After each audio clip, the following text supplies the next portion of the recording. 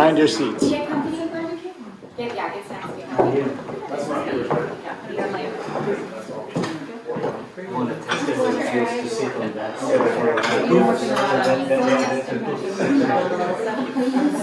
Yeah. I want to have the regular apprenticeship. Okay, so this is a really cool group of people with a fairly high level of expertise. So, and you'll get there from the Institute.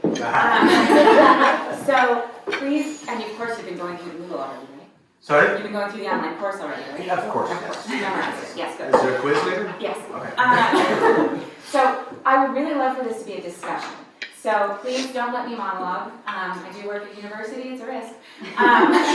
So please interrupt me, ask questions, help me talk about the things that are most interesting to you. And then Vince, yell at me if I'm talking for too long because I'm not wearing my watch. Okay? Thank you. Okay, so I get to talk a little bit about the Swiss education system, but because this is a group that understands sort of what's going on, I'm also going to get to focus a little bit less on just like the mechanics of things, and I get to talk about my favorite thing, which is permeability. And for those of you who've been to the Institute, except for you two because you saw me last week, this should be relatively new stuff because we finally figured out how to sort of articulate this in a useful, meaningful way. And I'm really excited because it has really important consequences for equity and for the work that's happening in the US, because one of the big challenges in the US is how does this relate to education? Do we need to make it work with education? Because that's kind of complicated and that's kind of what kind of the butt. And we're going to talk about why it's really important that it at least talks to the education system and what that means and all that good stuff. And we're also I'm going to make the case that vocational education and training and professional education and training, the higher level stuff, is necessary for equity. And an education system that doesn't have those things cannot be equitable, which, coming from an American point of view, where we have the history of voc ed being like, for other people's children, bad news bears, that can feel really scary. And that can feel really dangerous and, oh no, we're going to start putting other people's children back into bad places again. And it's true that vocational education training is not sufficient for a good education system and for equity, but you can't have an equitable system without it. So, let's do it. This is one of the pictures that you usually see of the Swiss education system. Very complicated, many arrows, many boxes. This is my simplified version that I like better. Now, this is not the official Swiss one. This is a simplified version that I made so that we can talk about it without going crazy. And we're going to use this sort of as a framework for being able to understand education system permeability later. So, on the left-hand side, you have the academic stuff. This whole left-hand column is the academic pathway. This is familiar. You go to high school, bachelor's degree, master's degree, PhD. At some point, you get a job, maybe. The middle column is applied stuff. So in Switzerland, they have universities of applied sciences, and you can get a bachelor's or master's at those universities. I kind of think of these in the California context as similar to what CSUs were doing like in the 70s when my parents both went to San Jose State. On the right-hand side is your vocational professional education and training. So VET, vocational, is the word that researchers use, for the secondary levels, the upper secondary level, so your 15 to 19-ish age range. And then above that, we call it professional education and training. And the really important thing is that we have PET going all the way to the very top. There are professional education and training qualifications in Switzerland that are the same level as a PhD. My husband has one, and he always makes fun of me when I'm like, no, you're educated at the same level as me. Like, it's equivalent, it's just you're in the professional one. And the people at that top right corner, they are the ones who are making the most money, they are the most employed, and his and my salary sure reflect that. So if we're worried about outcomes, the Swiss education system is great because we can start to sort of really compare across and say, okay, no, they're doing fine. And some of my favorite outcomes, just that I kind of always state at the beginning. Controlling for years of education, which is important. People who start with vocational or academic education have the same average lifetime earnings, and the vocational people have lower risk of unemployment in their lifetimes. This is coming from research done by Uschi Bacchus-Gellner and her team at the University of Zurich. Send me an email if you want citations, I got you. The people who pursue mixed paths, so they start on one side and somehow cross over, they are the people who do the best. They have better employment and earnings outcomes. People who take any straight path on the left or right side, they actually do a little bit worse. So being able to do this is really great for people. And there's a study by Simone Balestra and Uschi Bacchus-Gellner that I really love, and they looked at whether people would be better off in vocational or academic education in high school.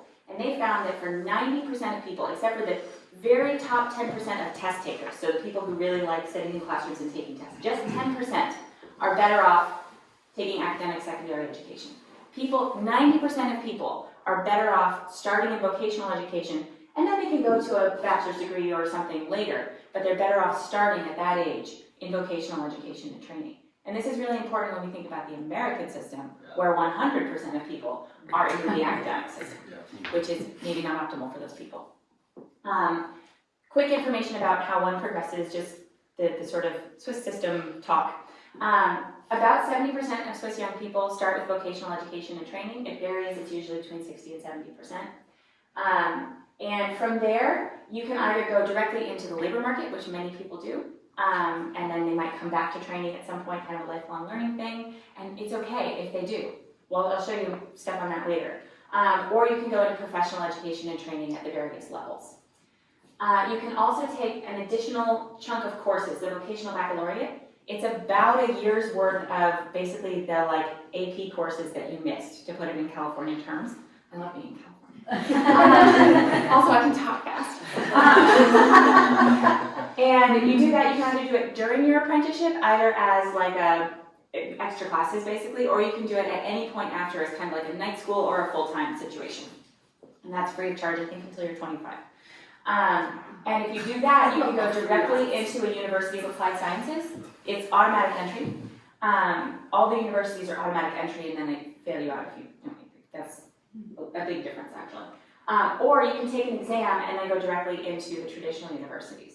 So you can start at age 15 in an apprenticeship, doing the vocational baccalaureate simultaneously, and planning to take the exam, and you can start with your bachelor's at the same time as the people who did the academic secondary track. But you've earned money the whole time, and you have labor market relevant skills. So for a lot of young people, especially the occupation that's called commercial employee, which is kind of your everything white-collar office job occupation, yeah, that is considered the door opener, the I'll just do that and everything will be okay option. It's not academic secondary. About 30% of young people do academic secondary education, and from there they can go straight into a traditional university. If they want to go to a University of Applied Sciences, they have to work for a year first, because you have to have both. Academic secondary isn't better, it's different. This is a theme. We're going to keep coming back to this. So that is the very basics of the Swiss education system. Everyone feeling good so far? I think so. You guys already know this. Okay, let's talk about permeability. So permeability, what we mean, people talk about education systems being permeable a lot. They talk about the Swiss system being permeable a lot because look at all those arrows. And you can start anywhere, end anywhere. There's no dead ends. When we talk about permeability, we're really talking specifically about two things. The first one is access. That's the arrows. We are familiar with this. It makes sense. When we think about trying to improve the equity of our education system, we're always thinking about the arrows. But the second component is actually the boxes. That is opportunity. And if you don't have both, you don't have a permeable education system. And permeability is really important. So we've got all these types of permeability. And this is kind of a nerdy slide because we just published the report that this is in, and it's still in nerd phase. We haven't turned it into nice human-facing content yet. But so this is even more simplified than the last one. So thank you, Vinz. On this one here, this is our fully permeable education system. And we have at the secondary level and the tertiary level, and in the academic/applied pathway and the vocational professional pathway, there is a box in every one of those places. So there is a program, or multiple programs. And so here we have vocational education and professional education on the vocational professional side. And we have academic secondary and academic university degrees, all of them, all the levels, on the academic applied side. And we have arrows going between all of those things. And the arrow that goes between the tertiary level stuff is especially important because remember there's a lot of levels there, so we have to do a lot of crossing. So that's a fully permeable education system. But we have 7 types, and fully permeable is only one of them. The US, is that my next slide? No, it's not. The US is the academic-only system. The only formal education in the United States is academic, high school and college, starting at the secondary level. And what you'll notice here is that not only are we missing 2 of the boxes, we are missing almost all of the arrows. So if we want to maximize access only, we still have to have opportunity. You can't get away with just having one. So what we end up doing in a system like this is just trying to shove everyone through that one arrow, and there's only so much that arrow can do, especially because this sort of space, this box here represents the skills that are needed in the labor market, different types and different levels. Those skills are still needed, we just don't have young people have a way to get them. And American universities and community colleges and various institutions, they do a lot to try to spread into that space. You know, we have universities offering very applied nursing programs, for example. But a university is never going to be the best place to learn welding or a lot of things.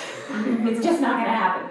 And even if a university tried to teach it, it would not be the right environment to learn those things. And it wouldn't be the right place for some of the people who want to learn those things. The worst case scenario for equity is an education system where we have one pathway to success, and it serves about 30% of the skills that job markets need and that people want to acquire. And it's expensive, and it's associated with privilege and historic things and systemic racism. It's the worst case scenario. And it's, yeah, go ahead. I just had a quick question around, what about if there are students that may need more additional remedial education support? Is that factored in with the arrows? I mean, I know the system is probably much I love this question. better than our education system here, but oftentimes, and Bob, I don't know if this is your experience, the workforce board system gets a lot of the young adults that didn't get served well in the education system, and they come to the workforce system thinking that they're just going to automatically get them a job and fix all of and that's not the case. And so now we're having to really think about how to build in more educational supports in our workforce programming because they don't have the comprehension skills to understand the training and complete the training successfully. And I would just add, before you answer the question, those young people typically don't want to go to a college setting because they had a terrible experience to begin with. Right. So why put them back in there? They really struggle with that. Being the nerd that I am, sorry, I think of that in two chunks. The first chunk is keeping people in the education system to begin with, preventing people from having that horrible experience in college. Whenever we talk to Swiss apprentices, my favorite question that people ask is like, why did you choose an apprenticeship? And they're 16. 90% of the time, I was sick of sitting in a classroom. And you're like, yes. Ursula, my boss, she did an apprenticeship because she just didn't want to sit in a classroom anymore, so she went and worked in a bank. And so many teenagers are teenagers, and it's not fair to ask them to sit there and take notes, because that's just not what they want to be doing. And so one function of having a permeable education system and having those other options and other things is you don't have to deal with that question of when am I ever going to use this? Or Vince and I were talking about this the other day. If I'm 16 in California and my uncle owns an auto shop and I know I want to work for my uncle, the rational decision is to drop out of high school as soon as I possibly can and go work for my uncle. Because my options in high school are college prep or bad college prep. There is nothing I can learn that helps me. So part one is keep people in the system. And I'm going to talk a little bit more about how Switzerland works on that in a minute. Because it is complicated. And it is a lot, you have to help people navigate the complicated. The second part is recognition of prior learning. And that, the report that this comes from, there's a chapter where we have these pictures, but then there's arrows going into them from the outside, because recognition of prior, and this is something that workforce boards, one of the things that workforce boards, they have many functions, and I understand that, is diagnosing how much do you know, what's the gap, and how can I help get that gap. That's recognition of prior learning or prior learning assessment, however, there's different regional. And I would argue that a permeable education system is necessary for successful recognition of prior learning systems, because you don't have anything to aim towards. You need, ideally, a competency-based curriculum that's at you need, if you're trying to help someone say, okay, I'm here, I'm here, I'm here, you need those levels to be defined. You need to know what it means to be at this level, what are the competencies in the relevant occupation or occupations that we're talking about. You need the tools and things to map towards, and you have none of that. Best case is like a GED, which, so a permeable education system, and ideally one that's competency-based and has occupation-specific curricula and all of that, that would really, really help you, which isn't a very actionable answer to your problem. But I think a permeable education system is necessary for successful recognition of prior learning. And there's actually a report that our team, another group on our team did. It's originally only in Swiss German, or regular, I guess written, it's regular German. But they're producing an English translation really soon, and it's all about recognition of prior learning and how different countries do it and how they deal with variations in systems. I will tell you that successful countries all have permeable education systems and competency-based curricula on the vet side, not always on the academic side. But it kind of goes through how they're all doing it. So I'll make sure to try to send that to you. Yes. I think it's going to be available like this week, Oh, great. maybe next week. No problem. Okay, so we have an academic-only system. Now, a lot of states, like Colorado is a great example, because CareerWise is doing really cool stuff. They're trying to fix this. They're trying to add in youth apprenticeship, usually starting with youth apprenticeship. And they're doing a great job of not hitting type number 3, this dead-end vet, because we know that's bad. That's where we get the other people's children problem.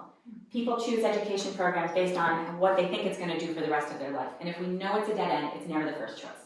So usually we have either 4 or 5, where like, we call it the cul-de-sac, where there's a way for you to turn around, but it's difficult, or the springboard, where you can go from that directly into academic university. And this is really what CareerWise is trying to do, where, they treated it, their Harvard report, their options multiplier, which is true.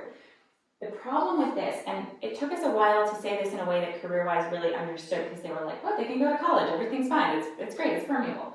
The problem is that it's twofold. One, vet doesn't get you anything special. In Switzerland, vet gets you access to the labor market, professional education and training, and it has an important component of what makes you eligible for University of Applied Sciences. The academic people, they have to do that year of work experience. In an American context, if you do a high school apprenticeship, that's great, and it's fun, and it's enriching, and it might help you stay in school longer, and all of those things are important, and it gives you skills, which is also really important. But in terms of your further education and training options, you end up just being either the same as your peers who did regular high school, or a year or 2 behind. So it doesn't give you anything. There's no university that's saying you can't come here if you didn't do that apprenticeship. It doesn't give you anything special. So it still ends up being at risk for being a second-class program. Silos are something that's really familiar in a lot of countries where they've got 2 systems that never talk to each other, difficult transitions you can cross on paper but not in reality, and then obviously full permeability is the goal, yeah? No. Oh, sorry, okay. And so this is a slide that I stole from the Indiana CEMETS team in 2019, and every American team that comes to CEMETS has a slide that looks like this, where they talk about their leaky pipeline. And honestly, I think Indiana's is pretty good because they go from 80,000 to 18,000. I think Colorado's is even worse. This is scary. So our education system is designed to get you a bachelor's degree. That is the only way that we can sort of guarantee your success, which is fraud anyway. But it's not working. It's not working for 80% of our students in every state. And it's really interesting because when we talk about adding vocational professional education and training, one of the things we always say is like, universities only serve about 30% of the jobs that people have. Most American states aren't really making it to 30% even. And we're trying really, really hard. And this is not people who are neglectful, this is not, no one's intentionally doing a bad job, but we're just not getting there. This is not working for us. And this is what you're forced to think about. This is how you're forced to frame the problem if you only have an academic system. It's just, there's one path and people are falling off the path. If we have, oops, they had stuff on their slide. So if we're in this academics only system, we're always just trying to shove things up the path. And ideally, we would have a diverse system, a big system, a permeable system where people can take multiple pathways to success. And instead of trying to shove people into one pathway, we can offer them different pathways. So this is why permeability is so important and why it's so hard in the US to have these conversations, because education systems are like water to fish. You don't notice them, they're just there. Like Vinz said, you didn't notice the Swiss system. It's really hard to notice your own education system. And it's so hard to say, hey, we could be doing something totally different. High school could look different. High school is an institution, especially American high school. One of the biggest questions I get from Swiss people is American high school just like the movies? And I have to say, yeah, pretty much. So it's really hard to think about changing that, but it's not working for us. The Swiss system didn't always work either, and this is very, very important, because if the Swiss system had always worked, the Swiss got lucky.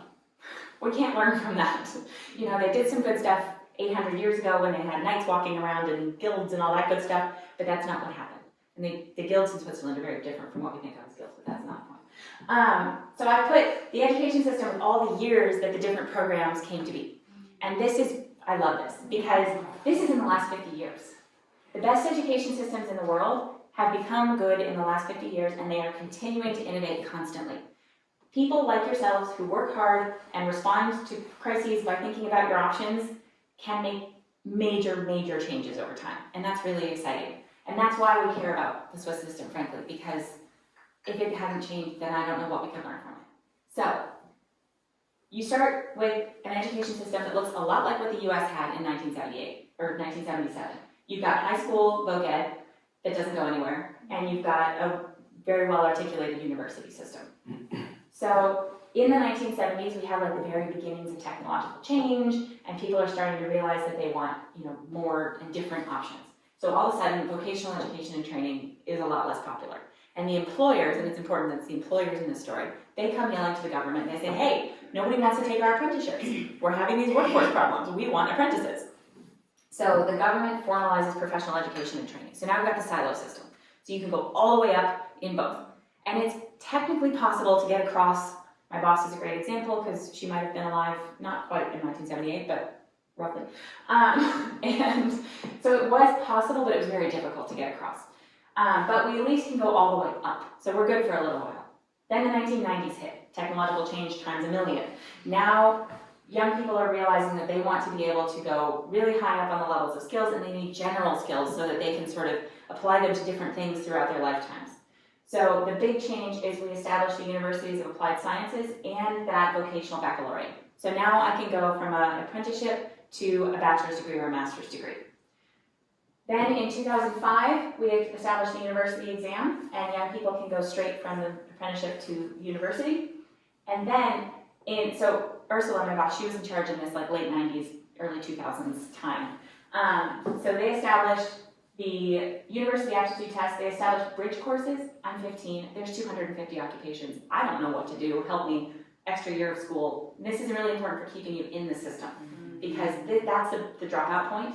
And if young people don't do the next step, we lose them, always. So that keeps young people in the system. And the other thing, they really revamped career guidance and counseling, which again, complicated system, you need a lot of support. And case management, so the people that have multiple vectors of support needed, they are able to get really intensive support to help them progress into the next thing. That's a small percentage of people, but it's always going to be the people that are the most important in terms of getting young people like through the system. And one of the outcomes, there are many outcomes of that because there were also like major revisions to the occupations themselves and the curricula, and the Swiss constitution changed and they moved healthcare into the system, whereas before it had been in a different cantonal system. Lots of stuff happened. But especially the result of making the system more attractive to young people, it's always a pull factor, it's always demand-based. And making it easier for them to stay in the system, you have almost a 10% growth in graduation rates and attainment rates over 8 years. This is the kind of outcomes that we're hoping for when we try to keep young people in the system. Yeah. May I ask, so who has oversight and jurisdiction over the educational system? It's not broken down like it is here with all of our massive school districts and then the cities and that's... It's an interesting question because it depends on which side you're talking about. For academic education, there is a lot of local control. Okay.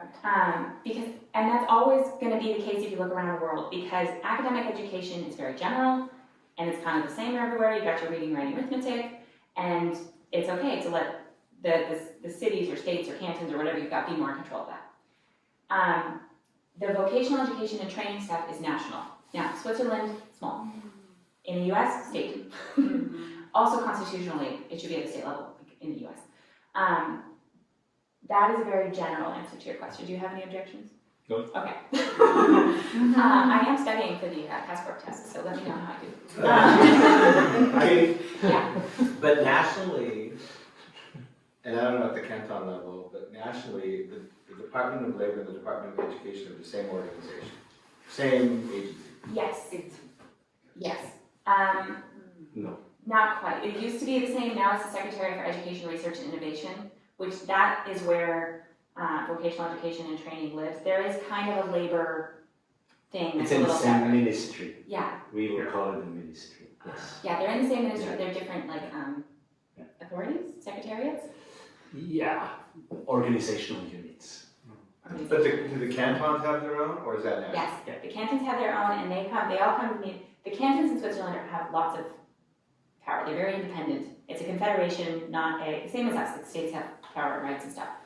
And so whenever they're deciding on, for example, the curriculum, like what competencies should an IT apprentice learn, the Swiss Secretary for Education, Research, and Innovation, SERI, they call a meeting. The employer associations are in charge. They're the ones who are like saying, this is what we want, this is what needs to happen. But the cantonal offices are also there because everybody needs to be able to be part of the fight. And they do have a bit of a fight. But in the end, they have a list of competencies. And it's really important to have that sort of balance and because the employers are saying these are the competencies we need and the education side is saying, let's teach them everything. And then they come together and the employers are like, no, we're not training that. That's way too expensive to train and we don't use it anymore. Get it out of the curriculum. And they have these big fights and then they come to a list of X number of competencies and then they assign, okay, these ones the schools are going to teach and these ones the employers are going to teach and everybody go on your merry way. And it's very outcome oriented. So you just get your assigned competencies, and obviously I'm simplifying. You get your assigned competencies, and at the end or in the middle or whenever in that occupation there's checks, if your apprentice is falling behind on your competencies, you're in trouble. So it's very outcomes based. And you get the schools get the funding, but they can decide how they want to use it. The employers obviously fund themselves because they have money, it's their job, and they're earning returns by doing this. So that's kind of the basic rundown. Okay, the other thing where permeability is really important is going to be in how we talk about outcomes. Because if we don't have a permeable education system, nerds like me can't make you nice statistics like the ones I got to tell you at the beginning. Because we can't compare across education and across the same years of education. The big baseline finding in economics of education is the more years of education you have, the more you earn, the less you're unemployed, all that good stuff. Obviously, on average, obviously. But if we have an academic-only system or a dead end or any like 2, 3, 4, 5, I can't compare at the tertiary level across people who got formal education. And sometimes people will try to, throw in the registered apprenticeship, but these people are on average 28 years old. They've had very different life circumstances. There's a reason that they're in there, and unfortunately, it is often a career change or a second choice, or I was kind of not doing anything, and now I found this thing, and I can do it. And that's a different life experience than someone who's 28 and has a bachelor's degree. And part of the reason that the US, we had this education system that wasn't so different from Switzerland in 1975. And then we started looking at the statistics, and again, nobody's incompetent, nobody's bad people, but we're looking at the statistics and saying, hey, vocational education is not working out for people. And Switzerland's solution is, let's add more stuff above it, let's add a pathway upward. And the US's solution, especially given our situation with racism and the time that desegregation is happening at that time, we're saying let's just get rid of it. Let's just put everybody in the same thing because that feels like it's the better choice right now. Again, not bad people, just the wrong choice at the time. So we end up now in a situation where we're constantly reinforcing this college is better because it's the only way up. We have nothing, whenever we're comparing it to people who have failed to attain. So in Switzerland or other systems that are permeable, we actually get to do those analyses and see what's really the outcome of doing that. And I get a question a lot that basically boils down to, well, if we did this system in the US, would it work for our kids? What if I put an American kid or an African American kid in the Swiss system? And I'm a researcher, my job is to tell you what the data says. And my job is very much to stay in my lane and not make things up then you can't trust me. So I can't answer those questions, it's all hypothetical. But I really can't answer those questions in the US because I have nothing to analyze. In Switzerland, I can start taking those questions apart and looking at them. And then it looks pretty promising. Oh, that's what I was going to talk about on that side. We're comparing across. So, another thing that's really surprising to people sometimes is that VET is a mainstream option in most of the world. This slightly hard to read chart shows how many young people total in the darker blues are doing vocational education and training in every cohort. And you range from almost 80% in Austria and your usual 65-70 in Switzerland down to 0 in the United States. Now, the reason we have 0 in the United States is because there is nothing that qualifies as vocational education and training in the US. This is OECD stuff, and the OECD definition of vocational education and training is an occupation-specific program where at least 25% of the curriculum is related to the occupation. So if you are taking high school CTE and you take one typing class, or 3, or 5, that doesn't count. And you're also not getting a qualification that says this is you're just getting a high school diploma, even if it has a fancy sticker on it. That doesn't count, that's not a different diploma. And especially if it's not something where employers are saying, here's what the skills are gonna be, because there's a different governance that says employers get to have a say here. Now the really dark bits are dual vocational education and training. That means apprenticeship. And you see Switzerland is way the heck up there. We have a tiny bit of school-based, mainly in the French part and mainly for historical reasons, but it's got the same occupational curricula. But you can see like Austria has a lot, there's a lot of countries that have a lot, Germany, obviously, Denmark, Iceland has a surprising amount. Can you talk about the definition of what makes it dual? Thank you. That's kind of key. At least 25%, so it's a VET program, so that 25% for occupational specific stuff, and at least 25% of the total program time is spent in the workplace. And 25% is low. In Switzerland, it's 75 or 80%. And this is total program time. A 6-week summer internship does nothing, does not count, 0. Yeah, Really? yeah, mm-hmm. And this is the minimum standard. Yeah, Oh my God. it's important. And let's talk about the difference between yeah, good, that's my next slide. Okay, so the fact that it's dual is really important.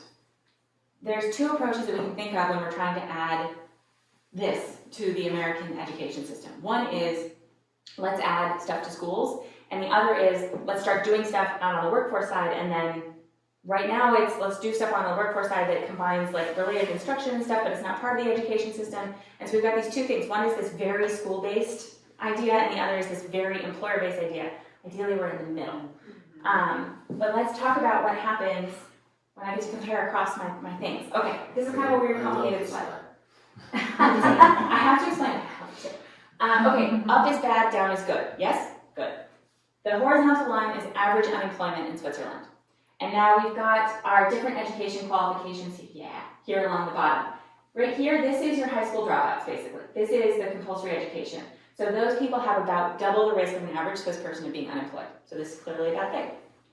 These 3 here are your upper secondary qualifications. So this is people whose highest education is high school level. If you do dual vet, the apprenticeship, you are better off than the average Swiss person. And the average Swiss person is very well off. 4% unemployment usually, 3, 2, you're doing great. If you do school-based vet, you are not better off than the average Swiss person. Again, this is a small portion of people, but school-based vet is not good for your unemployment outcomes. Even though these people are learning the same occupational curricula, they have the same competencies, it's just that the school is delivering all of them. Because school-based vet, for a lot of reasons that we can talk about, just doesn't do it. And then you have academic high school. And this one's really important, because again, what are we doing to everyone in the US? Academic high school is designed, especially in Switzerland, but also in the US where it's college prep, it's designed to help you go on and earn a bachelor's degree. And if you don't earn a bachelor's degree at the end of that pathway, what you have is not useful.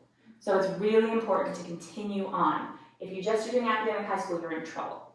And like almost as bad as a dropout. Like these are not dumb people. That's a problem. The next one is the tertiary level. Same thing, we have professional education and training on the left.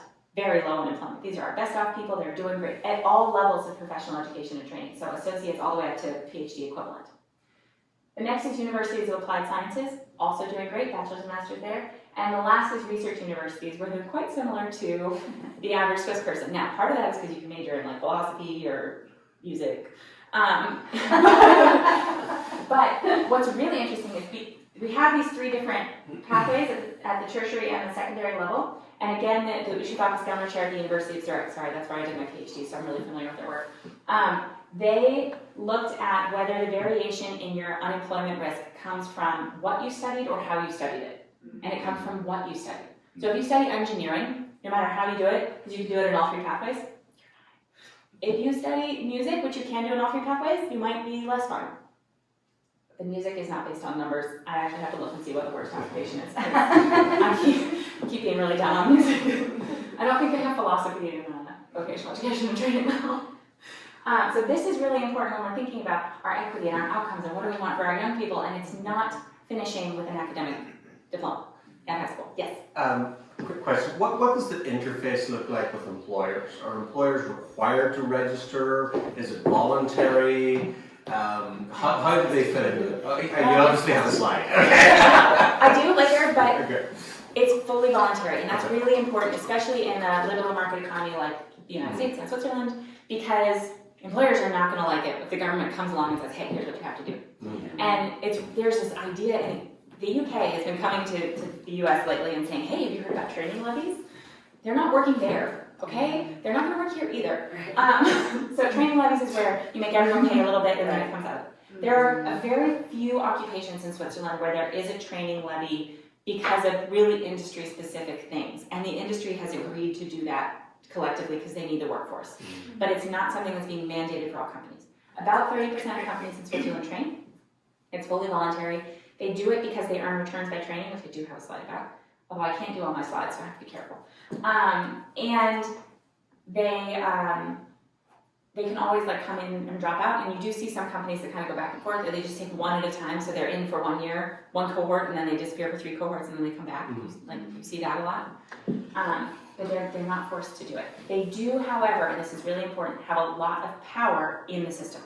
So that the companies, through the employer associations, they can say this is what we want the curriculum to be, this should be a 3-year program, this should be a 4-year program, this should be, like they can make really important decisions. And if they couldn't, they wouldn't be able to sustainably stay in the system. Yeah. In my opinion, one of our challenges here in California is that we're headed very fast to the school-based BET. Where you have schools teaching skill-based curriculum with no employers attached to it, no experience in the workforce, and this, some of it is internship, but I'm not even talking about internship. I mean, we have full-on courses where there are no employers attached to it, and the advisory councils don't count. That's a really good point. Let's talk about that a little more. Thanks, Bob. I've seen these slides, I guess, way too much. I didn't know you were going. Just to add to that, Bob, I was on a call about 3 weeks, a month ago, and it was a real eye-opener for me as I'm relatively new to this, with a Loney Community College and a bunch of biotech employers. And the hiring managers from the biotech companies are talking to the faculty, saying, we need technical writing skills next year. Put an extra credit in a course. And it was a very interactive, eye-opening process. So yeah. Well, that's a good example too. In San Diego, for example, the community colleges even have some bachelors that are but designed by the employers. So it works really well there. It's just one of the innovative clubs for 2 years. And it's why sometimes pre-apprenticeship programs can be harder because they're called pre-apprenticeship, but they don't end in an apprenticeship or they don't end in work. Right. But they're billed as a pre-apprenticeship program, and people are excited when they start, not so excited when they finish. Yes. Although I do think this discussion highlights one of the really cool things about being in California, is because whenever I talk about something that works somewhere, someone in California is doing it. It's happening. Now, getting it to scale, getting it visible, getting concrete numbers. I know, Annalise, you've done a lot of work around trying to write down whether things are working or not and what's working. Actually, all of you at SPRA. That's still challenging, but we were talking a lot about, one of the big challenges is that one example is fantastic, but it needs a home. It needs it can't just be the same degree, but this community college is doing it a little differently. Or this region. Yeah, exactly. There are 10 regions in the state. Ideally, so someone at the state level, and Vince, feel free to jump in if you want to get specific. Someone at the state level says, we're going to establish, an applied associate's and bachelor's pathway, and it's different, and employers are informally involved in the governance, so that what you're talking about happens always and not just when they get along. And we're not relying on one linchpin person or something like that. So this is what we're And a student in the Bay Area and a student in San Diego, and employers in each of those regions all understand the same thing Right. and hire for the same thing. Yes, exactly. So let's compare school-based versus dual-vet. So this is a paper that some of my colleagues did, and what's really cool, there's lots of variation across the world, and we can use that to look and see how school-based and dual-vet compare. This is a causal paper, so we're actually seeing what happened, what does dual-vet do to students, what does school-based vet do to students.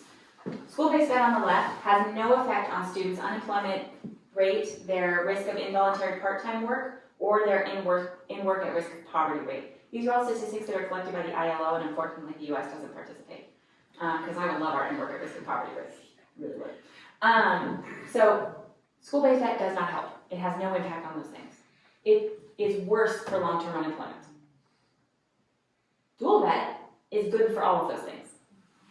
So there is really a big difference, and it's not actually a step in the right direction to have school-based debt, even though it feels like it, even though it really should be. But if we're not having this work-based learning component and employers having real power, it just doesn't do it. We need that experience. So this is really important to bear in mind as we're trying to fix the problem, because school-based debt it just doesn't do it. And I think one thing for us to note, and this is not an easy conversation to have with those that are very, very proud of their academy system and so forth. And a very expensive thing with CNC machines that cost $1 Right. million. So they have labs, they've invested a lot. It's a hard conversation to have to say it not only is not actually helping, it could make matters worse. Because, and I've seen this in Oakland, wonderful system, wonderful academies, and their conversion rate of having someone go through the medical assisting into actually an occupation is very, very low, in part because you're sticking a lot of students into those classes that actually don't want it, because that's all there is. There's 5 pathways. If you don't fit into one, and that's kind of another sort of important recognition. So it's a hard conversation to have. Any of you who are having it, it's not easy to tell people, we're investing in the wrong thing. But if we're talking about the economics of education, the amount of money that goes into those that really education shouldn't pay for, doesn't have to pay for. The employers could pay for it and would pay for it if the conditions are right, because they can get a return. And I agree with Katie. I mean, in California, there's so many people trying to do so many good things, and yet I think there's just a lack of understanding of this type of information. So I just heard that the community colleges are going to start paying stipends to students to be in the seats. And okay, but I don't know what that's going to do, right? Still, that whole employment piece you've been talking about is still not there. It's still not there, and I don't know if enrollments will go up just because you might they might go up a little bit, but it's not going to end up in higher rates of employment. So. Right, yeah. Same thing with subsidizing employers. Yeah. There's a whole lecture on that. Yeah, we could keep going, but I'm going to move on because I'm a little conscious of time. Should I Yeah, I think that's good. I'm just going to do a couple. I'm not going to do all my slides, but I've got a couple more that I want to do that I think you guys would find interesting. This one just basically shows that some of the most important, 21st century skills are better learned in the workplace than they are at school. There's a comparative advantage. This is part of the reason. It's not the whole reason, but it's part of the reason that dual apprenticeship is so important compared to work-based learning.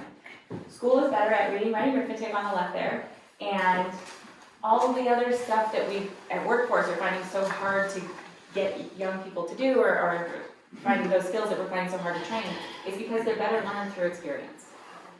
Ooh, this one's popular. And this is actually based on data from firms in Colorado.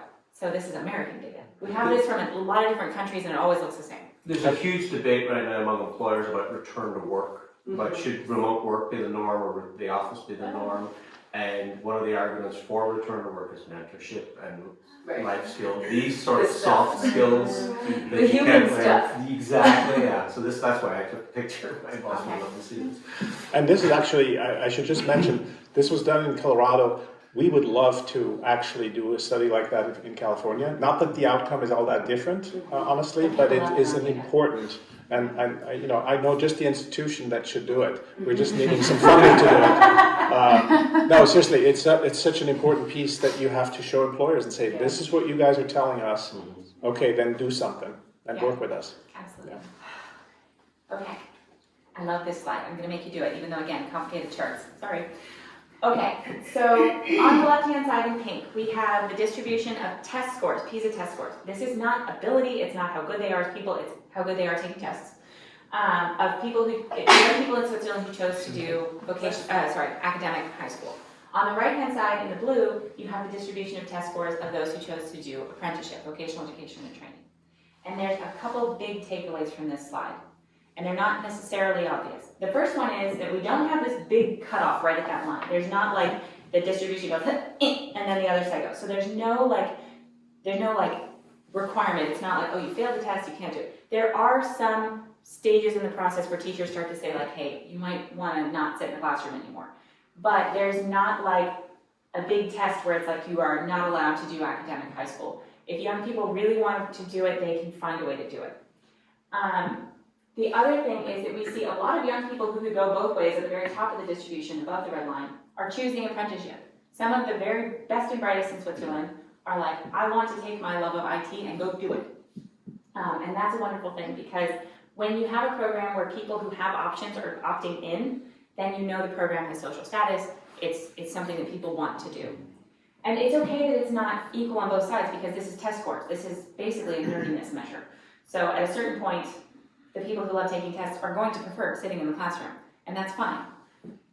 The people in this chart that we are worried about, if we think about all the other slides that we've just seen, especially the bar chart, are the pink ones below the line, because those are the young people who may not successfully complete a bachelor's degree. And then what are they going to do? The people at the low end of the distribution who are on the blue side, we're not worried about them. We would be so worried about them in the US. But in Switzerland, they are going to be okay. They have an option that puts them, if they only do secondary education, slightly better off than the average Swiss person. And that's great. So this is really important when we're thinking about equity. It can be really scary. We're like, oh gosh, this is tracking. We're shoving people into programs they don't want to be in, all of that stuff. First, it's not tracking. There is a distributional difference, but we're not shoving people into programs. And second, the people we're worried about are not the ones who have access to the academic education. The people we're worried about are the ones who do have access to, other way around, vocational ones. We are worried about the ones with academic education who may not successfully turn that into a bachelor's degree. And I think there's a lesson in this for us where we often, the policy solution often is, oh, we have all these opportunity youth, we need a solution for the opportunity youth, and we need to put everybody into that solution. And the problem is, from an employer's perspective, if they know it, this is segregation, this is a kind of segregation that really we cannot afford, and we're putting them more at risk by sticking them into their own system. Or labeling them. Exactly. In the loser system. Exactly. That's I'm glad you made that point, because every program that we design should be designed for everyone. Because otherwise, employers are not stupid. They will know what we are doing. And Katie, I was having a conversation recently.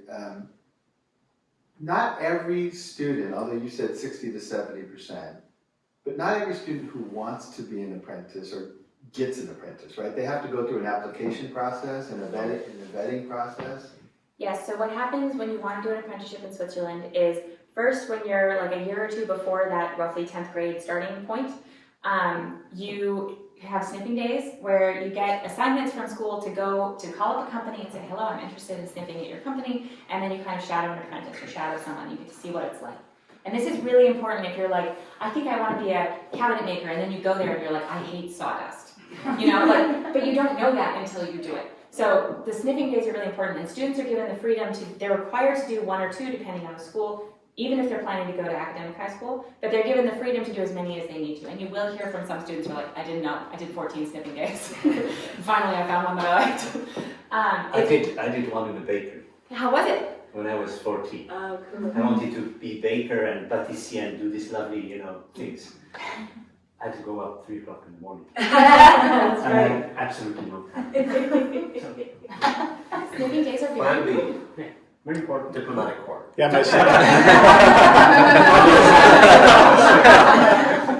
These are the 2 life options. my sister did it for nursing. She wanted to be a nurse, absolutely committed. The first time she had to clean up a patient, she realized, ooh, I actually don't want to do this. Bodily fluids, that's something. Exactly, and so it's like, without that, she could have gone through a lot of education and found out on the first month on the job, oh my God.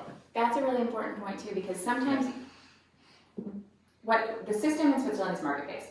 If I want to do an apprenticeship in a bakery, I have to find a bakery, apply to there's a special labor market for apprentices. There are websites, it's actually quite smooth and easy and really fun. There's like videos and pictures and stuff. But I have to go apply to the bakery, and they have to say, yes, I will take you. And that's hard and scary, and not every student gets what they want. Because if everyone wants to be a baker in your cohort, you don't get to be a baker unless you're in the top baker people. And there's some people who are going to say, oh, that's really cruel. You're not letting those 14-year-olds have their dream. it's much more cruel to let a young person go through years and years of education and then not get a job. Yeah, and they're not, whether a bakery takes that person or not, it's not based on their GPA. I mean, grades are on your CV, but it's a lot of, especially small businesses, they're looking for mentees. Right. You hear a lot, so like if you want to go work at Swisscom in IT, that is more competitive than getting into Harvard. It's ridiculous. And that is, you're gonna end up with some academic selection there. But a lot of, when we speak to small employers, they're like, you know, I was a really bad teenager and I did an apprenticeship and it turned around, so I look for the bad teenagers. You hear people say things like that. Not always, but sometimes. The conversation I had was, well, you know, there's not enough jobs for all the students who want it. There won't be enough, as mentioned, apprenticeship slots for all the students who want it. We gotta allow it for everybody. And my response was, we don't do that in sports. I mean, No, we don't don't do restrict that. that We don't- from your The sports UC team. system is We not don't do it serving for everyone. AP classes. I mean, so. And in Switzerland, one thing that's really cool actually is that there are more apprenticeship positions total available. It's just that the students might not have one in the occupation they want, in the town they're in, or that sort of thing. Some students travel, like the watchmaking industry is really just in one place. And some of those employers actually have like dormitories where the students will travel for like 3 days. One of my favorite is that the university where Katie teaches, it's more competitive to become an apprentice there than a student, And we don't than a suck. grad student. We're the number 9 university in the world. Einstein went to us. And taught at us. And still, it is actually more competitive. And this is another thing that I think is worth noting. Again, I wasn't aware of this when I lived there, but the discussion in September in Switzerland among teenagers is what is the job that you have next year when you start your apprenticeship? Just like here, it is about what college are you going to?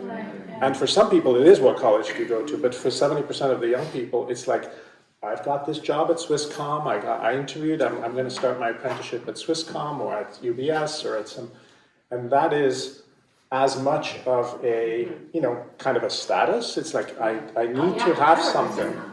And so, But you know, then to that point, then how early are the young people exposed to the system to be thinking about that throughout their entire very education good journey? question. So early.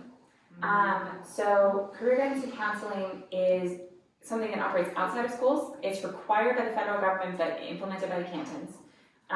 And they're required to see the students a certain number of times and that sort of thing, but it starts in either 6th or 7th grade. They will go to the career guidance and counseling office and say, like, this is available to you, you could go here. The counselor is coming to the schools once a week, so they can, you know, they'll know who they always say it's like an 80-20. 80% of the students barely need any help, and then there are 20% that need a lot more help. And the career guidance and counseling stuff is really important because not only are you choosing between academic or vocational, you are also choosing within 230 occupations. And that can be really overwhelming for some young people. This is why the Frigier courses exist. But they have such great tools for helping. My favorite is they have this deck of 230 photographs of a typical situation on the job, and the students just sort, I like this, I don't like this, you know. And then they pick them up and they're like, I noticed that all the ones that you liked, there's people, or you're outside, or you're on a computer, or whatever it is. And they really help the students sort of figure out what they're interested in. Great. There's a website called brucebroughton.ch, and it has a digital version of that. You can go through all the things. You can do it for yourself and see if you want to do something different. and it's not, I mean, I think it's important, it's not the school that does this, right? It is a public entity. It could be the workforce board. Honestly, It could be the workforce board, Bob. And it's not the school, and it is, I lost the other part. And it's oriented towards career guidance because college is like, well, if you want to do that, just do your thing. Go to. That's right. That's it. Well, and our career counselors, who happen to be only in high schools, here in the last time I looked at the statistic, it was something ridiculous, like 800 students to a counselor. And they're also the social emotional counselors, which is always going to be more urgent. So all they can do is like, here's a stack of A through G requirements, this is what you need to do. I mean, You should apply to the UCs. Right. And they're only trained in college stuff, because that's the only thing they have to send people to. I know you have slides to finish. and I It's just- okay. No, but if you want to finish looking, because I have two things I just want to ask you, ask the group. But I finished it. Because I don't want to leave the I'm going to skip some theoretical stuff because we'll do it later. We did that already. Okay, this slide is always important. This is why employers participate, because we're doing all this stuff where we're like, and employers do this, and employers do that, and employers let them do this. And employers pay for about 2/3 of the total cost of a high school apprentice, which if you're public money is a big deal. But employers do not do that because they're very nice and generous. Because if they're doing it for corporate social responsibility, if they're operating at a loss, the moment the business cycle changes, it's all over, quite rationally. They're doing it because they earn, in Switzerland, on average, an 8% return on their investment. So if I am spending 100,000 training my apprentice, I'm going to get 108,000 back thanks to their productivity. During the training period. During the training, before the end of the training period, which is really important because again, liberal labor market like Switzerland, we have to assume the apprentice will leave. After, I know that's not what you want, but we have to assume the apprentice will leave. So it needs to be okay with us that the apprentice did leave. Now, a lot of apprentices do stay, it's like 25-30%, which is great because we don't want 100%. Because what if I have this apprentice and I spent 4 years finding out that I don't like it? Like, I mean, it's important.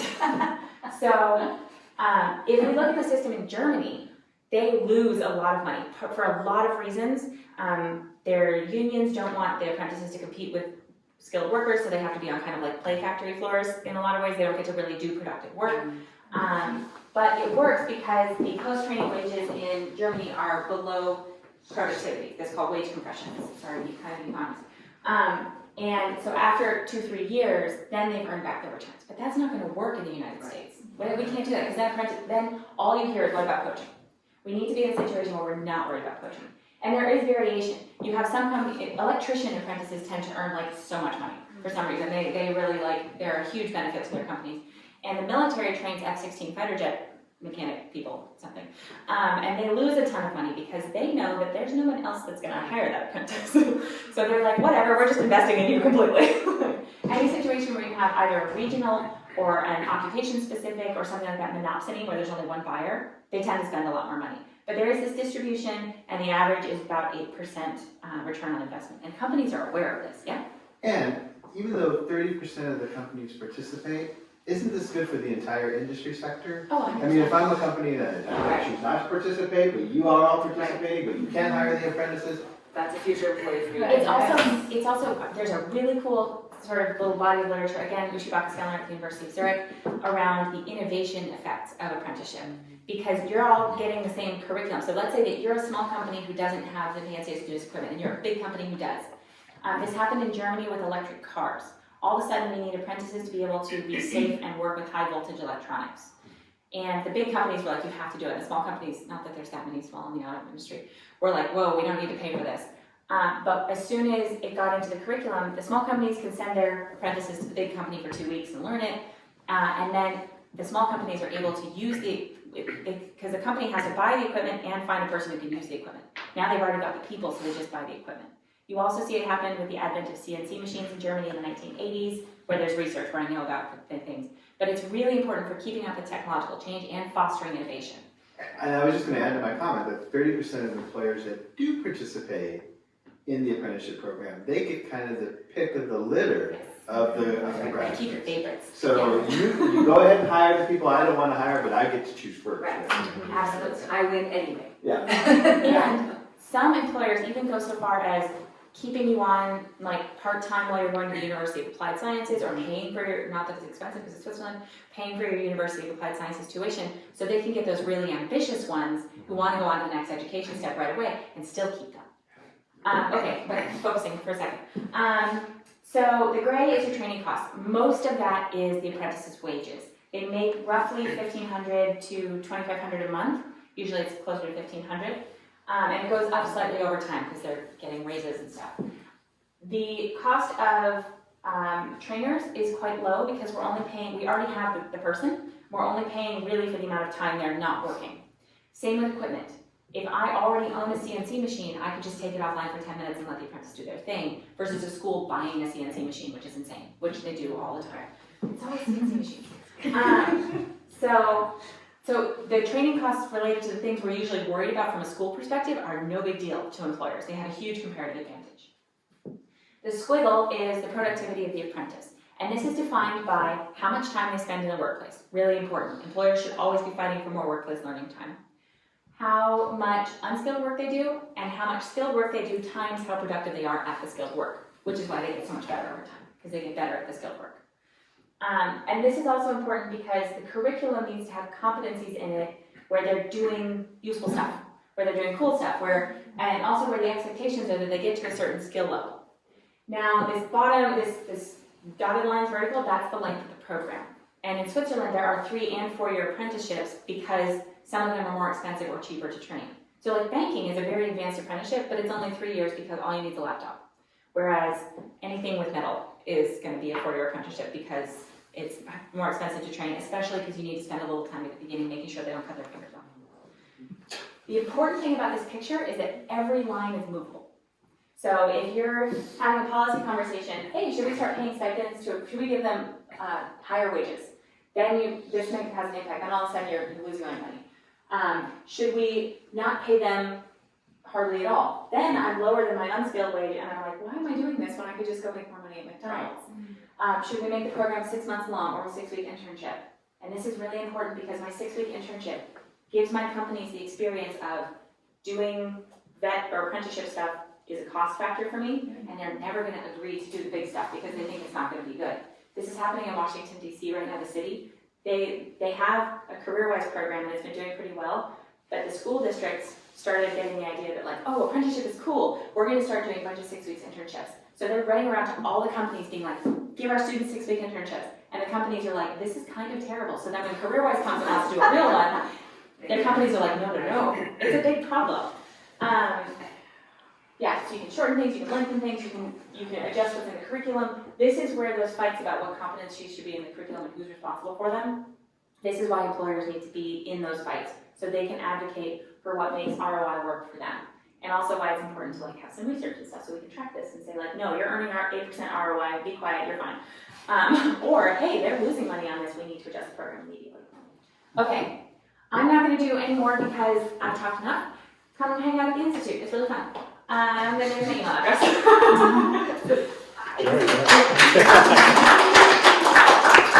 Amazing.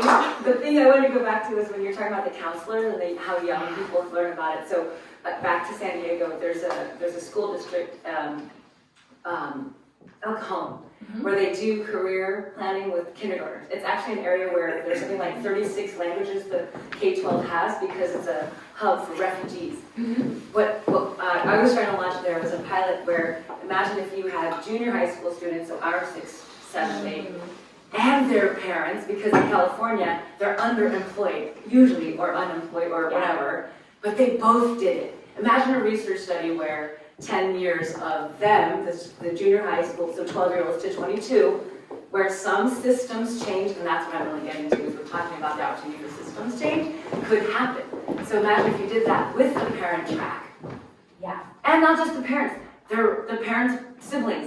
You know, because everyone's unhappy because they've been through this, and none of us are lucky got through it, but most of us haven't been lucky so there's this, what does that mean now? Because this opportunity in California. Yeah, in Las Vegas, the workforce board there has started a career center on the high school where they're doing multi-generational career planning, which is way fun. But back to the employer piece, so my day too, like, what I don't know, like all of this stuff it means is, imagine, you know, where you have college day at a high school and everyone's wearing the clothes they're going to, but employer day, like job day. Oh my gosh, like you have that. to Switzerland for the Baseland career fair that they have. They have a requirement that everyone who comes has to have an interactive booth. It is the coolest freaking thing because you're like, you got like diggers and like kids doing like Where's in this? Baseland, like in the north near the border to France. We're going to visit them, Bob, this Oh, we summer. are? But not the fair, but we're going to Baseland this You are summer. going to Baseland, you hear all about it and see Right. pictures. Yeah. The fair is only every 2 years, and I think it's in like September, so you're not through us, but come hang out. But I love what you're talking about too, because the career guidance centers in Switzerland are for everyone. They serve the students because they have to, but anyone can walk in and say, hey, I need help deciding what to do. My friend is actually going right now because she just had a kid and she's worked as a nanny, and she's like, hey, I don't know how to do this whole job thing anymore now that I have this kid. And you have to pay on a sliding scale after the first visit if you're an adult and you already have education. But if you don't, or you can't, or you're younger, you don't have to pay. And they have so many resources. And also, I really like that research study idea. Well, I just wanted some access. Yeah, absolutely, no, I think mapping a way to what could it look like, not just a year from now, in California particularly, but 10 years from now, right? I mean, The state of Maryland, I think I told you, just started putting workforce development board staff in high schools and junior high schools to act as career guidance. Those are people who are more, like, the college counselors are qualified about college, but your people are qualified about workforce. And we should probably mention one thing that we started discussions on last week. On Friday, we were up in Sacramento, and Katie met with the Secretary of Labor, and then we also met with folks at the community college system. Is this idea, again, on the permeability and equity across the vet versus academic pathway, is to set up the applied associate's degree for apprenticeship. So any apprenticeship would also lead to an associate, almost And any. the applied associates would have, because it's different, That's right. it would be governed by employers in conjunction with Right. community colleges and stuff at the state level for occupation curricula, and it would require work-based learning. And what we just learned yesterday is that apparently the applied associate has already been blessed by the academic senate 15 years ago, yeah. but it's So not been nobody used. did. It's But the basically, good and the good news, the new chancellor of the community college system, Dr. Christensen, Right. has been at Bakersfield Community College and Curran Community College, so it's a rural Central Valley, but they are awesome. They're awesome. Yeah. Yeah. So she's come. Anyway, sorry. Yeah, no, this is slightly off, well, a lot off topic. If you believe the nerds, the programmers, and et cetera at Google, we're about to enter probably the biggest fracture/revolution in workplace since we moved from an agrarian economy to an industrial economy in the 18th century with the evolution of AI. Do you see opportunities within the apprenticeship realm as AI becomes more prevalent in the workplace? Yes. Again, with this whole I'm a researcher, I don't get to predict the future thing. Economists talk about this as, I think, the fifth industrial revolution. We've had lots and lots, and every time we thought the sky was falling and no one was going to have every job. I mean, the first one we were what, like 95% farmers? And now we're like less than 1% farmers, but we all still have jobs. So what we can say from past experience is that every time we have an industrial revolution, it kills jobs and it creates jobs, and on net, society does better. The thing that we have to worry about is that there are winners and losers. And the individuals whose jobs were affected, even though the average person does, continues to do better, slightly better and better, the individuals whose skills are no longer relevant, they need support, because coal miners are losers when we switch to not coal energy and stuff like that. So on average, I think we'll be fine, but we need to make sure that we catch the specific people whose jobs are impacted. We're actually working on a program, and it's somewhat analogous, with our members in the autonomous vehicle sector, Zooks and Waymo and Cruise. You've seen all their cars driving around the city. But there's also an autonomous trucking sector to that as well. Waymo have a big, and Aurora are big in the autonomous trucking sector. Trucking is the largest individual sector employer in the US, and those jobs are not going to exist in 10 years. So we're working with those companies to try and get them to socialize the concept of apprenticeships, because for every trucking job lost, there are 4 jobs back in the shop. Right. Calibrating the sensors and making sure the trucks don't crash into people. And trucking is increasingly an unattractive job. Exactly, It's not yeah. like we have too many truckers. Yeah. We hear this a lot with teachers too. They're like, if you do 50% work-based learning, what do the teachers do? So do you have enough qualified teachers? Yeah. No. Okay, use the teachers you have. Yeah. So I mean, it is there's a lot of dovetailing of opportunity. Yeah.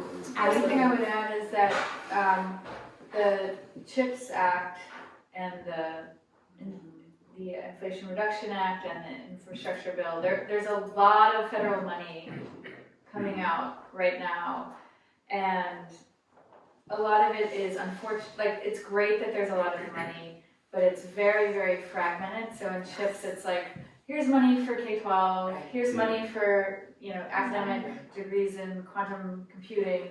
It's all segmented by like different silos, and it's not really required to be integrated into a pathway where you have permeability.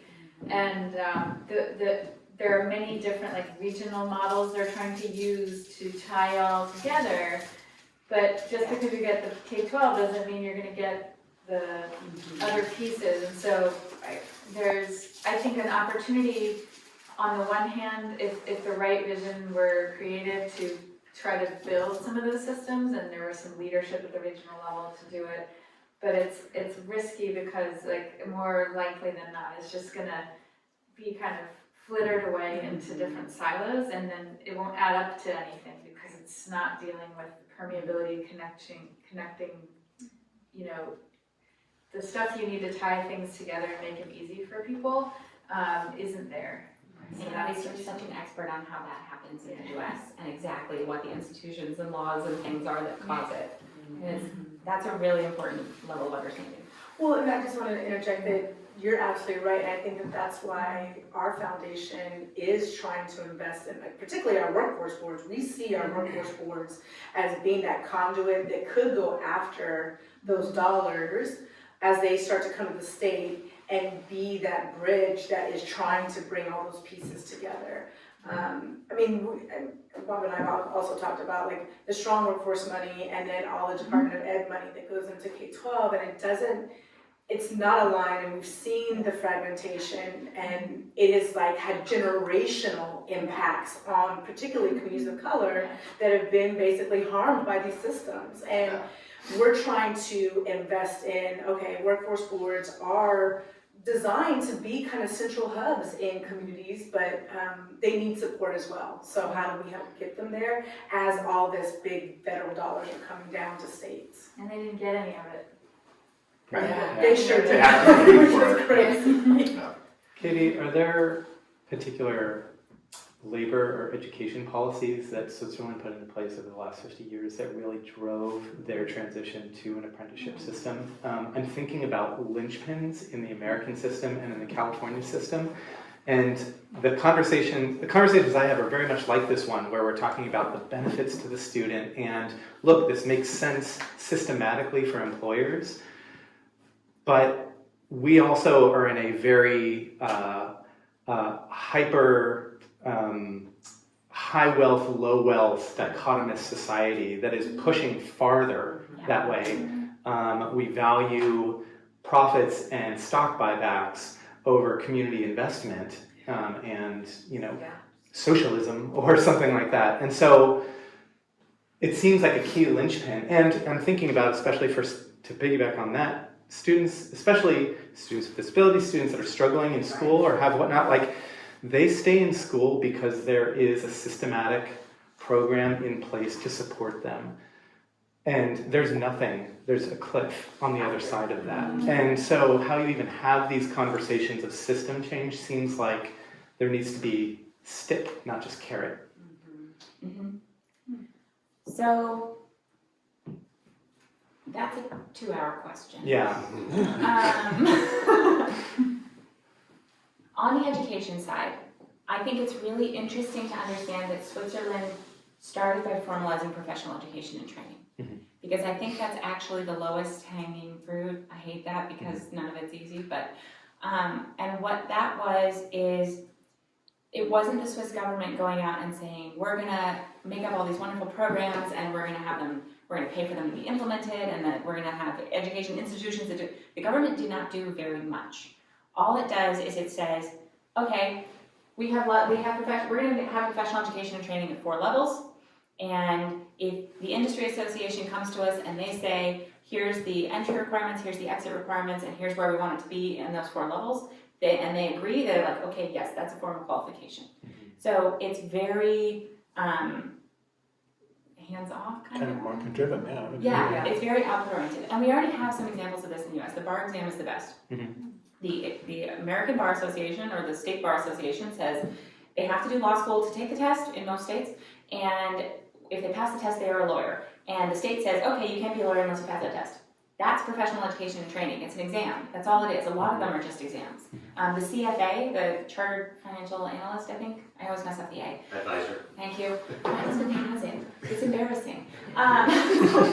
But that is a level 8 professional education and training qualification in Switzerland. You already have that in the US. It's just there's nowhere to formalize it. So that is one way, and I think an interesting conversation that we had in Sacramento last week is like, does that go through the Department of Labor? Does that go through the Department of Education? Is it both? I don't think we need to do fancy things like, okay, here's our state qualification framework and here's where that's gonna go, because I think that's too big of a lift. And Switzerland and most countries that have qualifications frameworks, they drew them afterwards like a map of what already exists. They very rarely make the framework and then put things into it. Some developing countries are working on that, and it's, stay tuned, but when we look at the ones where it's working, they already had the programs and then they just mapped it out, and then they kind of like have been adjusting based on the map since then. And we can do that. Yeah. Because we already have many career pathways.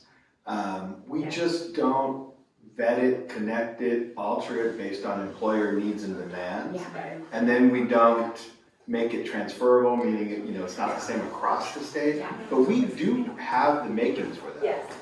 And then the other two things that I would highlight, one was a constitutional change, 1999 maybe? You know? Yes. Where, as part of that, the cantons were no longer allowed to run their own vocational education and training programs in certain industries, because before that, healthcare was run by the Swiss Red Cross, believe it or not. And they said, no, every vocational education and training occupation is under this program. It's all, there's not different types of programs, it's all the same thing. So they actually pulled everything under, they systematized something that, parts of the system that weren't. And they also added like the arts, so you could do an apprenticeship in like dance and stuff like that.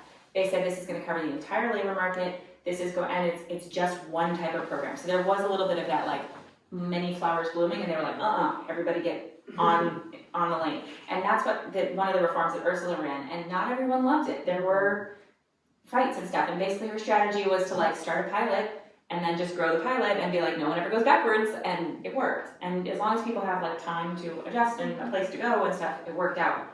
So that is the second thing I would highlight, and the third is that the newest version of the Vocational Education and Training, the VPET Act, which was in before 2004, that added the career guidance and counseling. It required that the cantons deliver career guidance and counseling, provided funding for that, and it added the bridge courses and stuff like that. So those are the three big legislative changes that I would highlight.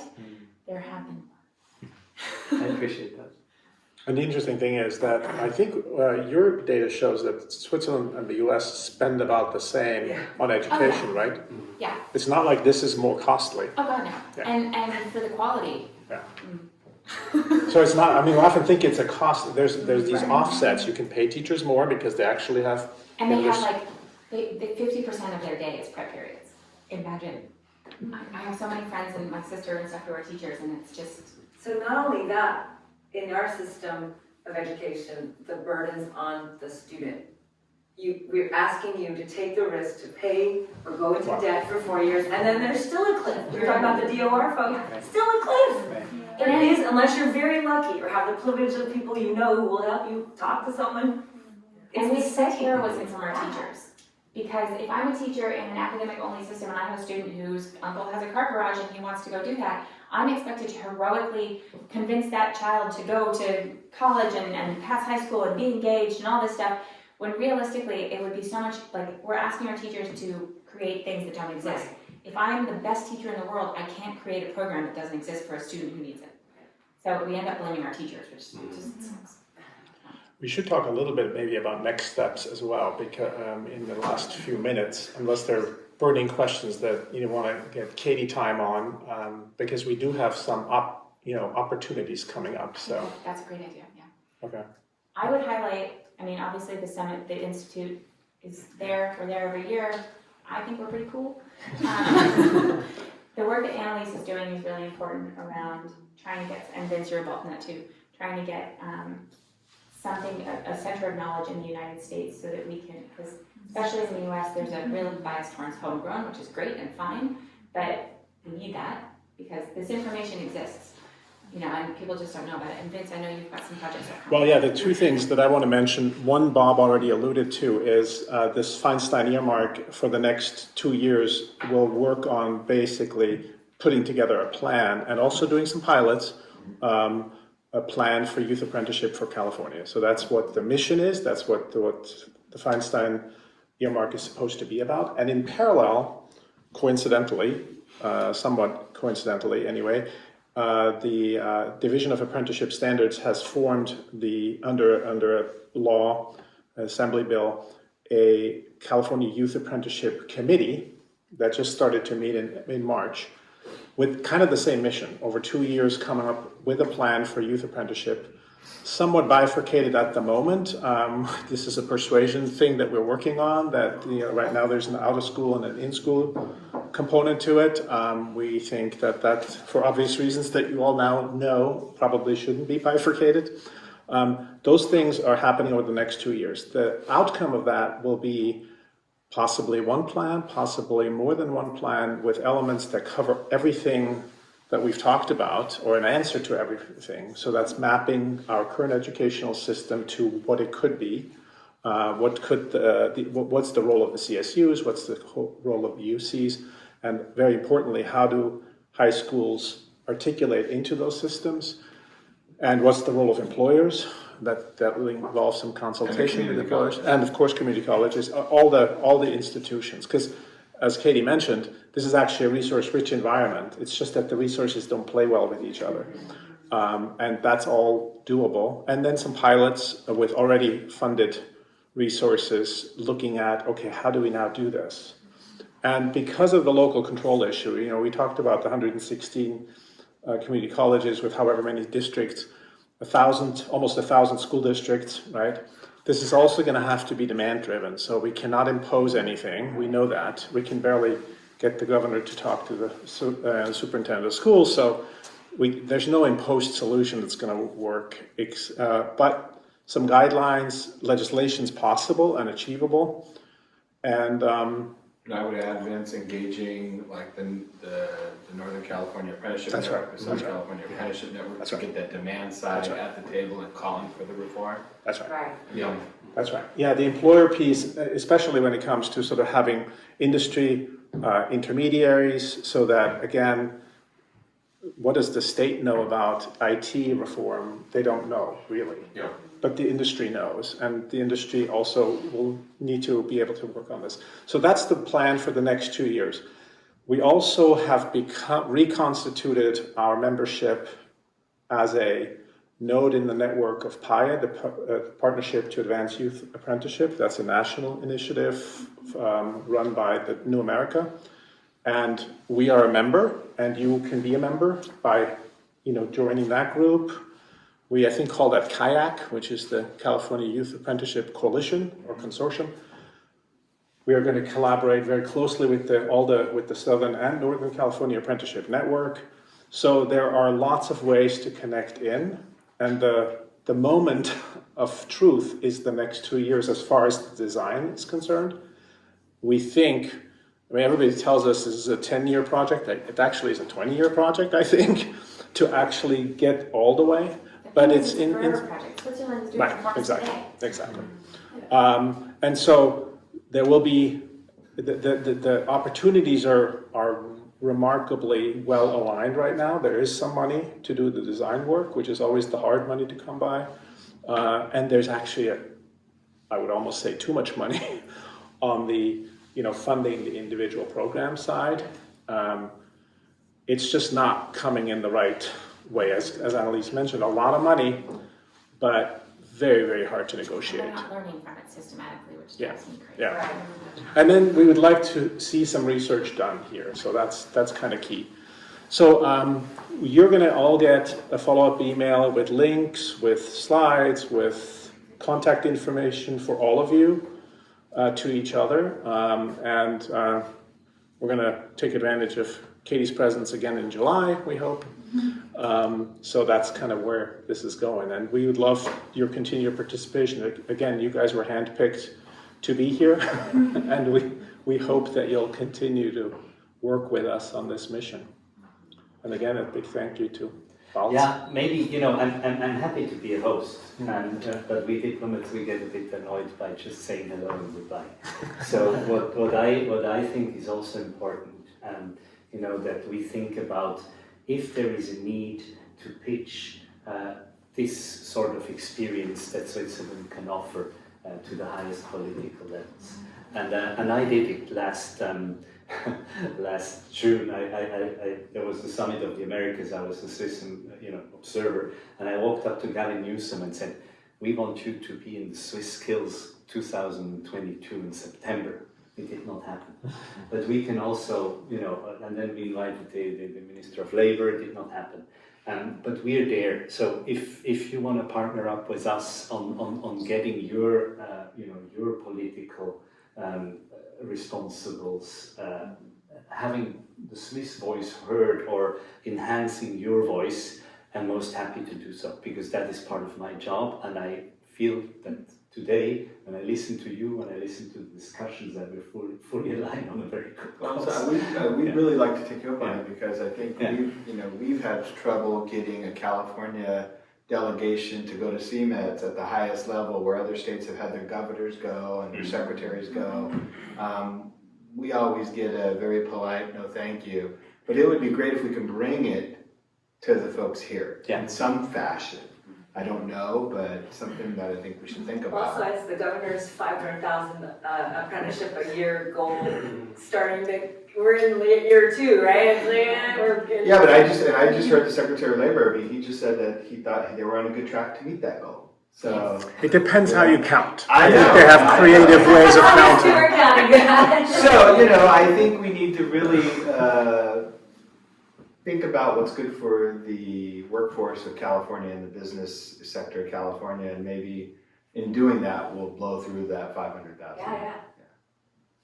Yeah, Indiana's taking a delegation this year to CEMETS, but they're also doing a delegation of business leaders in September. And I think that that's a really good idea. That's big to really push the state. Yeah, good point. Business is an interesting thing also, maybe to say last thing on the Swiss presence. What we would try to is always to bring Swiss companies that have the experience back from Switzerland, but also that have tried already in the US to implement apprenticeship systems that correspond more or less to what you have We're explained. not copying and pasting, don't worry. Yeah, exactly. No, and more or less is okay. And that they could speak then to American companies in order to understand what it takes on the industry side to implement such a system. So all these dialogues would be useful to be held in the near future. Right. There is a culture, particularly within tech, it's called FOMO, fear of missing out. And I think if we can ingrain within one or two companies and maybe through a pilot program and show it more so it's successful and that they're getting all the talent, the others will follow. It strikes me too that the next California Economic Summit, it's going to be in the Coachella and Inland Empire, right, in October. That there should be some seeds planted there, because that's a great host of breakfast. I'm just sorry. Yeah, great point. No, I think that's a very good point. I mean, I think You have the advocate, the champions, like imagine, back to the FOMO, you got it. That's it. It's like, how can we make it cool? The cool kids are in this party. So. And one thing I don't know, Vince, I don't know, will say this, but Vince knows me, and thank God I work for a nonprofit, because I can just say what I want to say. I think in California, we do a lot of, there's a lot of great efforts already happening. And so when we get everybody together, there's never a sense of let's drop our individual agendas and work on a common agenda. It's all, I'm already doing that. How do I get those funding? Let's go apply for that. And it's super competitive. And I think we need to figure out a way to say, okay, we get all of that. Can we all just try to figure out what the common vision is and work together? Yeah. And maybe we can start that at something like the Economic Summit. Especially lined up with that too. Yeah, so if you know of places where that story should be told, then let's talk about it and how we exactly. Yes, exactly. I was going to say. This is a fantastic, amazing, incredible presentation, and it takes a lot to stay with it. Yeah. And it would be really interesting to translate that to a wider audience. If I can go sit through the university's lecture, anybody can. I was like, oh my God, let me start taking notes. What did they say? I'm not going to cheat off my neighbor. We let him cheat. We let him cheat. It was okay. Now it's time for the test. What exactly is a bridge course? Yeah. Well, thank you so much for hosting us. Thank you. Yes. Yeah, Very good. Okay. Thank you.